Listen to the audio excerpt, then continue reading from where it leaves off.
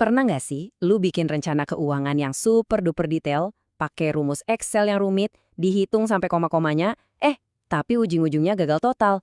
Kalau pernah, tenang, lu nggak sendirian. Dan di pembahasan kali ini, kita bakal bongkar kenapa rencana yang cukup baik itu justru jauh lebih sakti daripada rencana yang katanya sempurna. Selamat datang kembali di segmen KBM, masih dengan pembahasan kita tentang buku The Psychology of Money. Oke, jadi di bab sebelumnya kan kita udah ngobrolin soal kenapa nabung itu krusial banget, bahkan saat kita tuh nggak punya tujuan yang spesifik. Intinya, tabungan itu kayak bemper mobil lah, buat jaga-jaga dari segala benturan hidup yang ya tahu sendiri kan suka datang tiba-tiba. Nah, sekarang kita masuk ke bab 11.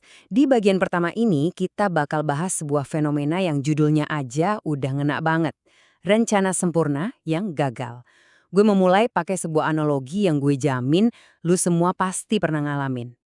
Coba deh, inget-inget lagi pas malam tahun baru. Suara kembang api di mana-mana, semangat lagi membara-baranya, terus kita semua nulis daftar resolusi yang panjangnya udah kayak stok belanjaan sebulan. Niatnya sih udah 1000%. Pokoknya tahun ini gue mau makan sayur doang, nggak pakai nasi. Atau gue bakal nge-gym tiap hari jam 5 pagi, no excuse. Gimana hasilnya? Biasanya sih minggu kedua udah balik lagi mesen martabak sambil scroll sosmed. Bener nggak? Ngaku deh. Nah, kegagalan resolusi yang super ambisius ini, itu tuh persis banget kayak yang sering terjadi di dunia keuangan. Kita bikin rencana yang kelihatannya sempurna banget di atas kertas, tapi ancur lebur pas dijalanin di dunia nyata yang penuh godaan. Dan inilah inti dari bab 11 yang ditulis sama Morgan Housel. Sebuah konsep yang kelihatannya simple tapi serius, powerful banget.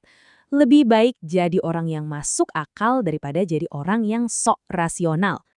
Bedanya apa? Gini, rasional itu dingin, kaku, murni hitung-hitungan spreadsheet. Contohnya gini, secara rasional mungkin paling untung kalau semua uang lu diinvestasiin di aset yang paling beresiko. Tapi dia nggak peduli sama emosi lu, nggak peduli lu bakal panik atau stres. Nah, kalau masuk akal, itu lebih manusiawi. Dia mikirin kalau kita nih manusia, punya emosi, dan butuh rencana yang realistis buat dijalanin untuk jangka panjang.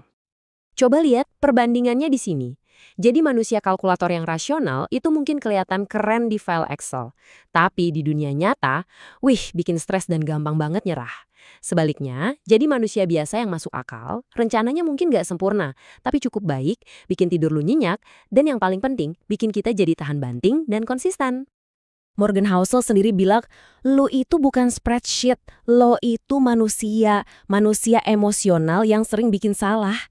Dalam banget kan? Kita itu harus bikin rencana keuangan untuk manusia, bukan untuk robot. Terus, kenapa sih masuk akal ini jadi lebih penting? Kenapa kita nggak kejar aja rencana yang paling optimal secara matematis?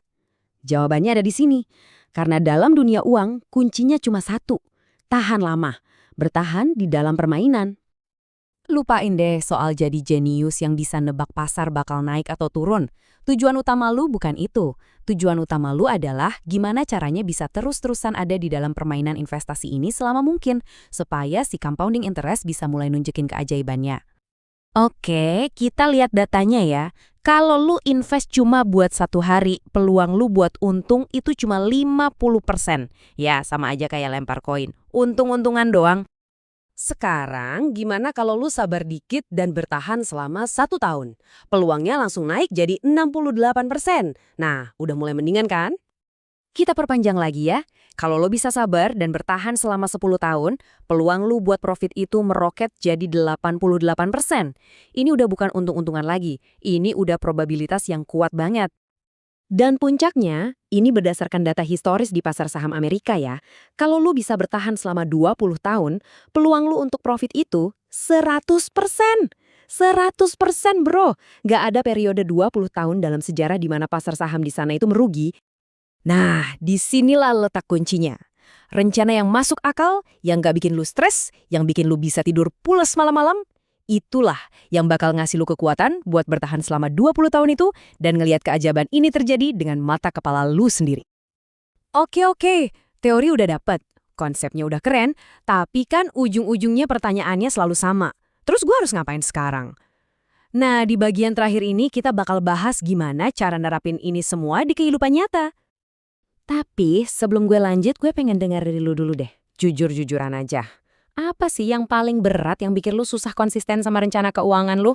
Godaan jajan kopi kekinian tiap pagi? Atau FOMO lihat teman-teman pada liburan terus?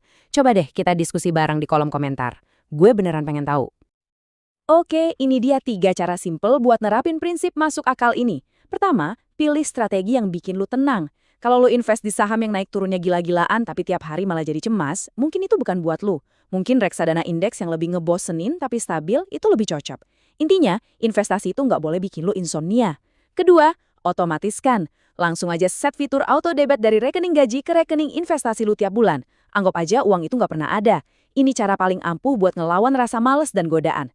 Dan ketiga, fleksibel. Sadarilah kalau hidup itu penuh kejutan. Mungkin tahun ini lu nabung buat DP rumah, tahun depan ada kebutuhan mendadak. Ya nggak apa-apa, rencana yang baik itu bisa beradaptasi, bukan kaku kayak tembok. Dari semua obrolan kita hari ini, kalau cuma ada satu hal yang harus lo inget dan bawa pulang dari sini, inilah dia. Gue ulangi ya, pelan-pelan. Rencana keuangan yang cukup baik, tapi bisa lu jalani secara konsisten, itu jauh lebih hebat daripada rencana sempurna yang akhirnya malah bikin lu nyerah di tengah jalan. Camkan itu baik-baik. Jadi kesimpulannya, ingat kita ini manusia bukan mesin. Fokus ke konsistensi jangka panjang, bukan cuma semangat di awal doang. Tujuan utama kita cuma satu, bertahan.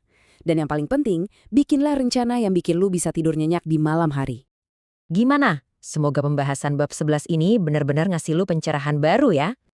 Kalau lu ngerasa dapat value dari segmen ini, cara support gue simple aja kok. Cukup klik tombol like, share ke teman-teman lu yang mungkin butuh pencerahan ini, dan yang paling penting, subscribe dan nyalain loncengnya, biar kita bisa lanjut bedah bab-bab seru lainnya. Sampai jumpa di segmen KBM berikutnya.